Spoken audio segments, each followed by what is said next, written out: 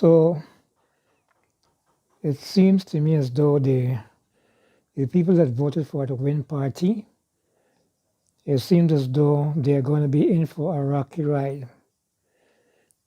They have a leader that is being sanctioned, and it seems as though the PPP and the PNC, or I should say the Apnu and the PPP, are going to gang up against the Win Party.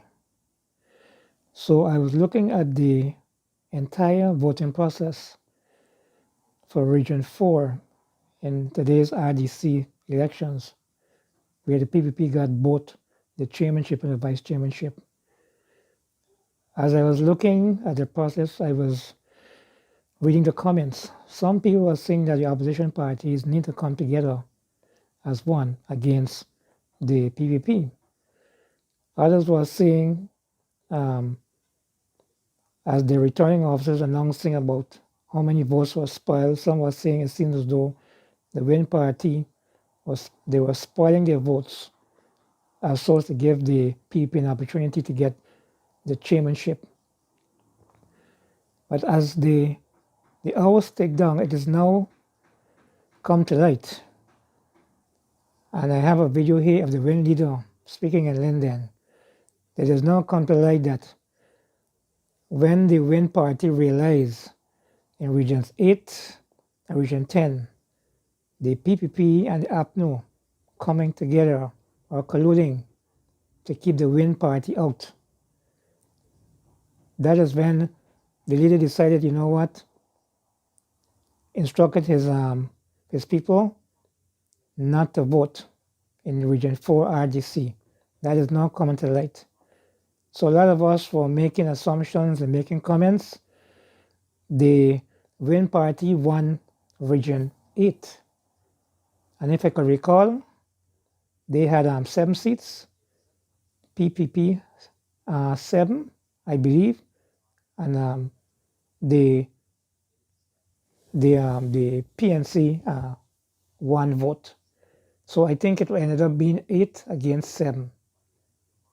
So the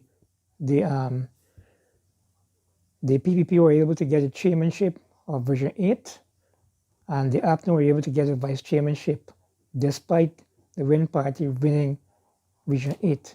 And Region 10, despite the Win Party winning Region 10, the votes were locked. Margorin 9, the PPP 9. So the Minister of Local Government, Pri Manichan, she's the one apparently has like a casting vote to decide. She can pick who she wants to be the next regional chairman. And I'm certain if the same guy from the PPP is going to go back as the regional chairman. So that's the position, and that's the reason why I now see, most of us now see the reason why the Win Party decided to abstain in the Region 4 elections after what was done to them in Region 8 and Region 10. And one other thing I should add, if I could recall hearing a Manzo from the Forward Guyana Party, because she voted against winning Region 10, she was speaking about the situation of where it's preferable to see you have people in power who have knowledge, who have institutional knowledge, institutional memory, who know what you have to do from what you don't have to do. And I think it seems as though that might be a traction that some of the opposition people may be thinking, that the Win Party has too many people that are green. The Win Party has a leader by the sanction. You guys can form your own opinion, and you can drop your comments. Okay. I think you may have to come over in the corner so people don't pass in front. Nice segment. How about here? Why you just don't do it inside instead of having the traffic? Let's push. Alright, you can stay right here, Auntie. Excuse me. Sorry. I'm going to put it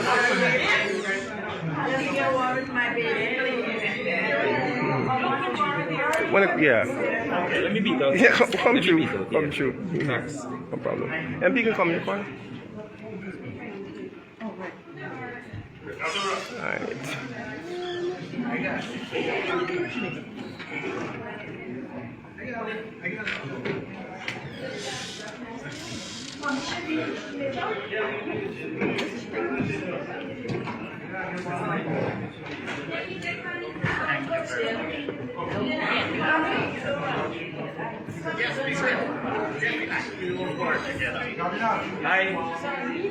Alright.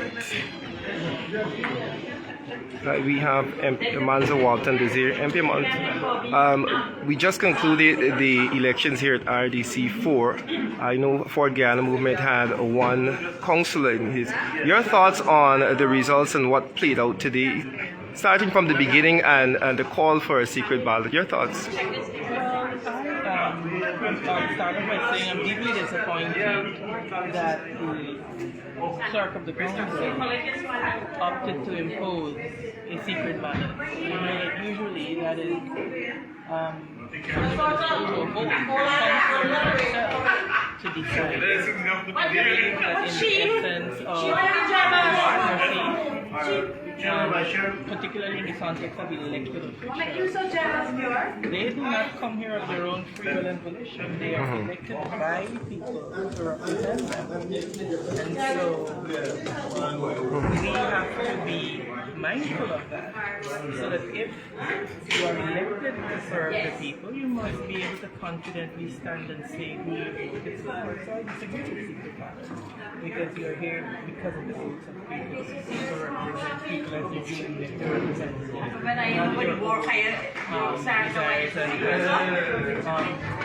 You're right. To sit and to see how the law was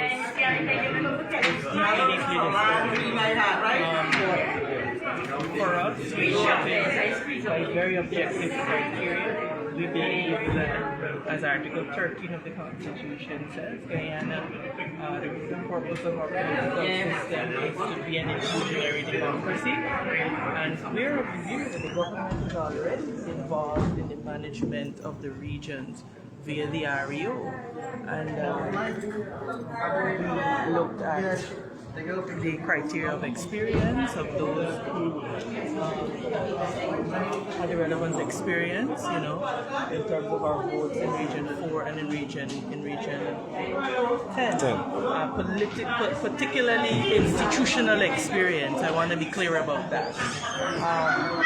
And so, for all of the people who may want to finger Ford Guyana in jiggery-pokery gerrymandering, forget about it. That is not how we roll. We've been very objective in what we do, and the relevant people are aware of how we voted, and we're confident that as Forward Guyana is concerned, we did the right thing. I want to emphasize that I think it is important that secret ballots be disallowed, because people are here on the basis of people's votes, not of their own free will and volition. And so I'm disappointed that the council did not allow for people to stand and be counted. If you're making a decision, you must be able to declare it publicly and stand by it. That is the essence of democracy. That ought to be the essence of our voting here. So it is regrettable what has happened. But I want to be clear that Forward Guyana, we stand on principle, and we stand on building a truly inclusive democracy. Questions? All right. All right then. Thank you very much, MP Amanza Walton Desir. They're expressing a bit of disappointment at the fact that we had a secret ballot, saying that if persons are elected, they should be free and ready to stand and say who they voted for. Mr. NAUTH, who is sitting eating? He's eating. Mr. NAUTH. Yeah. So yeah. Right. So we.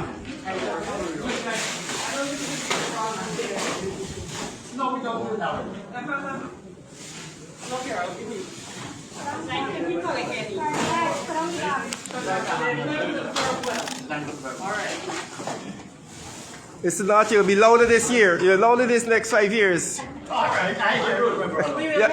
have the mic now. You miss me? You're lying. You're lying. We want to emphasize, turn back to me. Yeah, sorry. It is important, I think, that we also, irrespective of how we are very upset with the process, chairperson, our congratulations, and then treat them to govern well on behalf of the people of Guyana. Yes. Right? Our country is in dire need of leadership that will respect law and order, and this breakdown should not have been allowed to happen today. Notwithstanding, I see the chair, I see his family, and so I have no qualms about offering him congratulations and entreating him to serve well on behalf of the people All right. of the country and of this region. All right. MP Manzo Walton Desir giving her thoughts here. We're going to sign out, folks, that some reactions from region number 4 elections. We'll catch you folks in just a bit. First of all, Goring objected to the ballot, the secret ballots in Bartica. Ms. Primus just called me and said they wanted to do the secret ballot too there, but she objected to it. So when she objected to it, then they did it by the way of showhand. And right now, it's 9-9. It's clearly you can see that the PPP, the APNU, and the FGM, they all voted together, and Win voted separate. Because we got 9, and APNU got 9. And with the 9, it's the 5 from APNU, the 3 from PPP, and the 1 from FGM. I don't know why all these parties are trying to work together to get Win out. We want this region. We want this region, so we really wanted to represent the people of this region. Because you know, for years now, Region 10 has left behind. So we wanted to win the chairmanship so we could have represented the best interests of the people.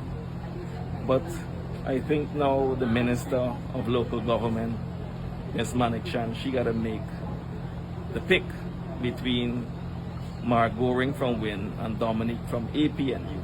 So let's see who she will pick. That's what we are waiting for, to see who the PPP will pick, if they will pick Apnu. Were you surprised by the other parties voting, PPP and FGM voting? Yes, very much surprised, very much. I cannot believe that they would try to work together to keep WIN out. Same thing happened in Region 8. Same thing just happened. The Apnu councillor went against us and voted for the PPP.